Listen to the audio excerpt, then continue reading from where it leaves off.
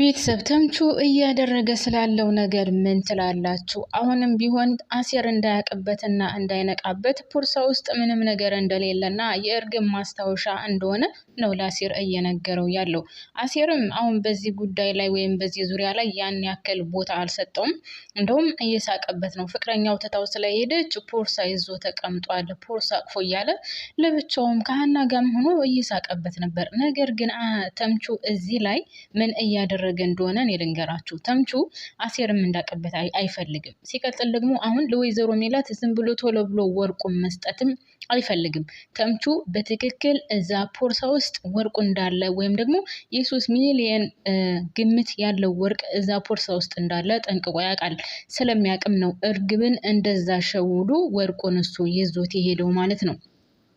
ሰላም ጤና ይስጥልኝ ውድና የተከበራችሁ የቻናሌ ቤተሰቦች እያላችሁበት ሰላማችሁ ብዝዝት ትረፍረፍ ይበልልኝ። ቪዲዮውን ስትጀምሩት በላይክ ጀምሩት እያልኩኝ በአክብሮትና በትህትና ጠይቃለሁ። ለቻናሉ አዲስ የሆናችሁ ካላችሁ ደግሞ ሰብስክራይብ ያድርጋችሁ የደወል ምልክቷን በመጫን ቤተሰብ እንድትሆኑ እላለሁ። እንግዲህ በተምቹና በአሴር ዙሪያ እስኪ ሀሳብ አስተያየት ካላችሁ እንድታካፍሉኝ። በተለይ ተምቹ በዚህ 2-3 ፓርት ላይ እያደረገ ያለው ነገር በጣም የሚመሰገንና በጣም ትልቅዬ ነገር ነው። እስከዛሬ ድረስ ካጠፋውና ከሰራቸው ስህተቶች ይልቅ አሁን እያደረገ ያለው በጎ ነገርና መልካም ነገር ይበል የሚያስብል ነው። አሁን ወርቁ ከሱ እጅ ገብቷል።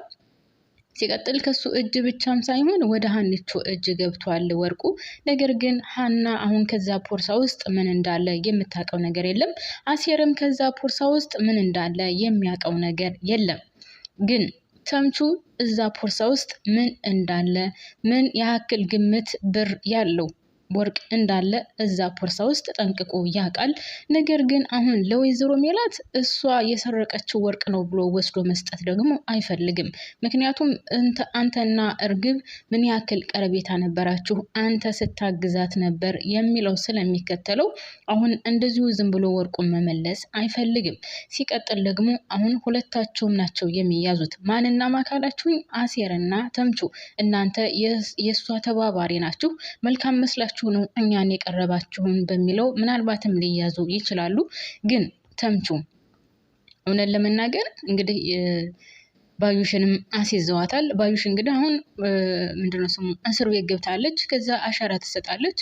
አሻራ ስትሰጥ ደግሞ ምን ይከሰታል ካላችሁኝ ያው ውጤቱ የምርመራ ውጤቱ እዛ ጋ የወይዘሮ ሜላት እንደመታች ወይም ወይዘሮ ሜላትን እንደመታቻት ይወጣል። ከዛ በኋላ ያው መጨረሻው እስር ቤት ነው የሚሆነው። እሱ ብቻም ሳይሆን እንግዲህ መኮንንን ያስገደለችው እሷ ስለሆነች እስከ እድሜ ልኳ ድረስ ያሳስራታል። እንደውም ካስታውሳችሁ ሀኒቾ ምናሴን በፍጹም ስለ እማዬና ስለ ጓደኛዋ ባዩሽ እኛ መግባት የለብንም፣ አንተ የማታውቀው ባዩሽን እስከ እድሜ ልኳ ድረስ የሚያሳስራት ነገር አለ፣ ለዛ ነው እማዬ ያሳልፋ የማሰጣት ብለዋለች ማለት ነው።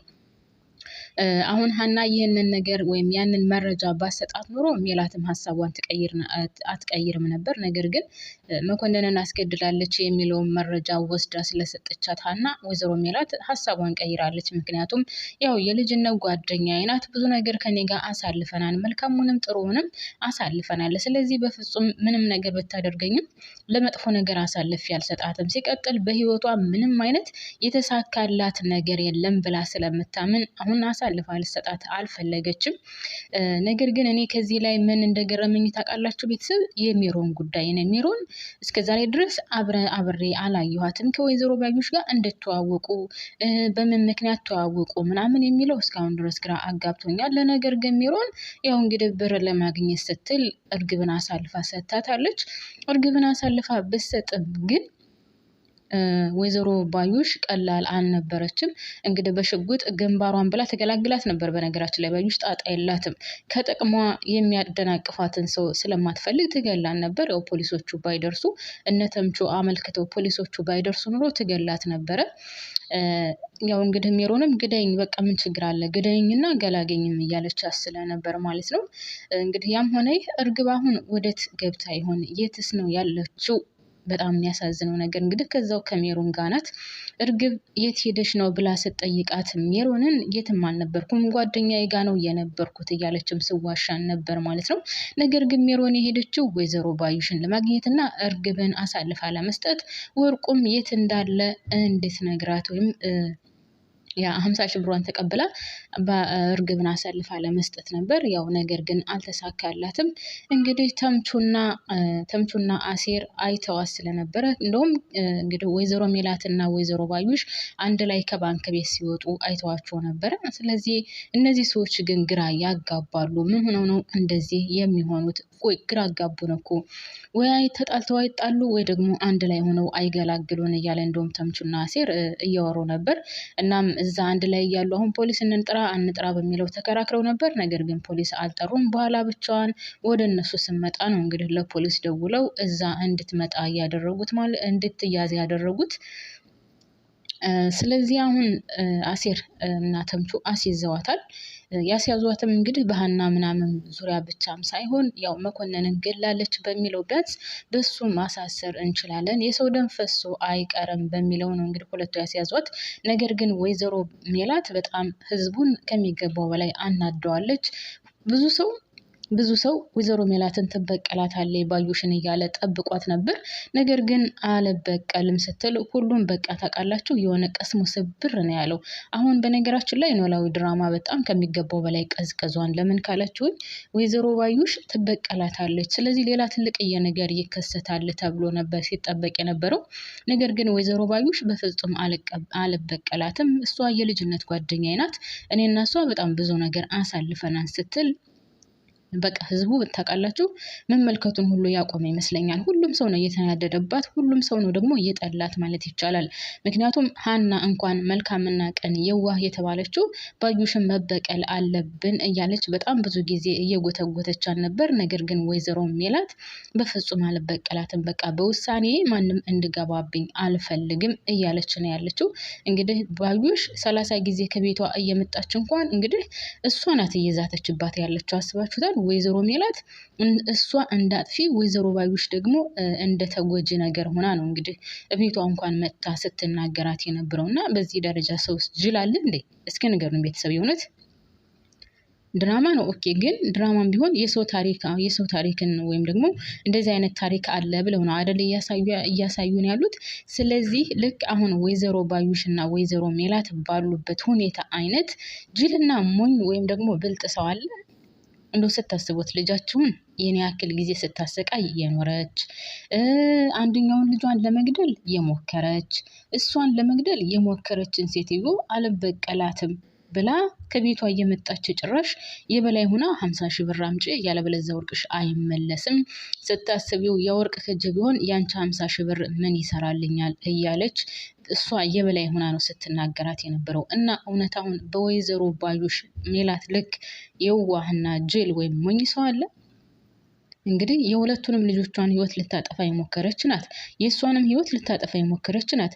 ቤቷ በአንድ እግሩ እንድቆም ቀን ከሌሊት ስትሰራ የነበረች ሴትዮ ናት። እንዴት ነው አለመበቀል የሚቻለው? እስኪ ንገሩን። ሀና እንኳን ምናሴን እኮ ልገለው ነበር፣ እኔንም እኮ ይሄን ያክል አመት ስታሰቃየኝ የነበረችው እሷ ናት። ስለዚህ እንዴት ነው የማትበቀያት?